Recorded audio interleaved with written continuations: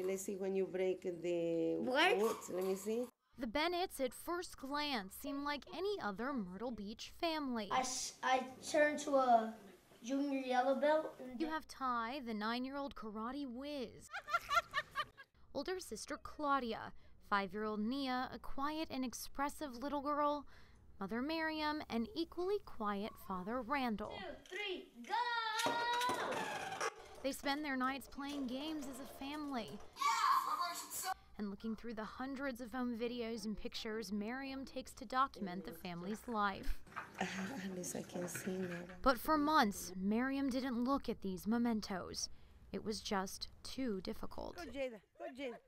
Another family member in the images, Nia's twin sister, Jada, is no longer with them. She was killed this March in a car wreck. I cannot take it away from my mind and from my heart. It's still hard for me to understand or assimilate that. Just go. It was a Saturday afternoon, March 31st, when the family was last together. A rainy morning had changed their plans. He had a soccer practice and he was canceled. And that's why the reason they were going home. Randall set out with the twins on the routine drive down Highway 501. It normally takes 15 minutes. What happened next was anything but routine.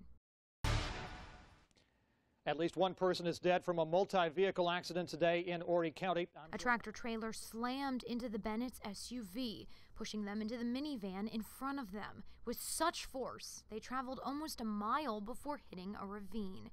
4-year-old Jada Bennett died in the crash. Why? What happened this to us? The wreck, a horrific deja vu.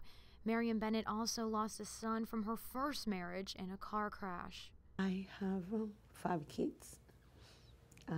Well, actually, I have 3, but I always say that I have 5 because they are in my heart and they are in my mind at all times. After Jada's funeral, the grief turned to anger. We first met with Miriam and her family in August when they were upset by the lack of action in the case. My child has been killed and there's nothing going on. I don't want another child to suffer the same or another family or another mommy be in my position because I don't really wish nobody to be in my position. It's so devastating. It's so painful. It's so sad. You know, there are no words to explain how I feel inside me. It's very tough not to let your emotions overcome you. Stephen Grooms is the lead prosecutor on the case. Why does something like that take so long? We have a duty to the potential defendant as well as the victim, as well as the community, to not jump the gun on anything. The typical charge in a case like this would be reckless homicide. But how could police prove that the driver was reckless when he was going underneath the speed limit? It was raining that day, and police could argue that the truck driver was going too fast for conditions, but would that be enough in court?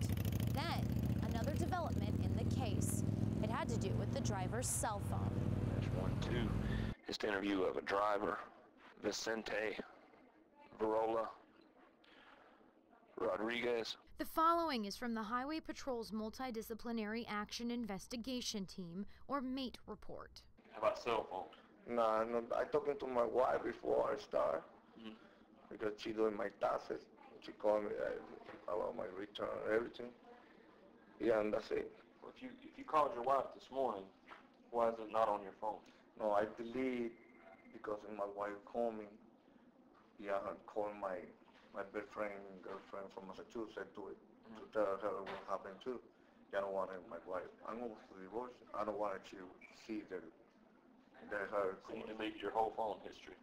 But why would you not let us see it before you deleted it? To me, that's kind of looks like you're trying to cover up something. Phone records pulled by Highway Patrol showed Rodriguez was on his phone at the time of the crash. A new federal regulation went into effect this year, banning handheld devices, like cell phones, in commercial trucks. From what you've seen on the phone records, do you think it's pretty convincing? I would say it was one of our major building blocks when I talked about earlier about reaching that level of recklessness. It is certainly a major factor that cell phone was a big player in this accident. November 14th, 7.5 months after the crash, the Highway Patrol and Solicitor's Office obtained an arrest warrant for Rodriguez for reckless homicide. He lives in Florida and has to be served and then given the opportunity to turn himself in. Meanwhile, civil lawsuits have begun popping up against Rodriguez and Hart Transportation, the trucking company. They include a wrongful death lawsuit in federal court for Jada Bennett. Hart has responded, denying the claims. This was just totally preventable. It did not have to happen.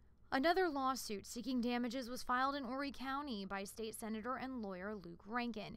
He represents Terrence Johnson, the driver of the minivan in that crash.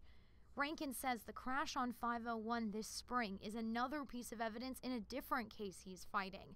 He's pre-filing a bill that would add distracted driving by cell phone as a cause for reckless homicide. He also hopes a cell phone ban comes to the state soon. Why is it any safer for a non-professional truck driver or long-distance hauler? Why is it any safer for you and me to be driving on the cell phones than it is for them? As for the Bennetts, the video watching and game nights are becoming a little lighter again. Put me in there. But the family says they will continue to fight until they find justice for Jada. In Myrtle Beach, Lindsay Thies, News Channel 15.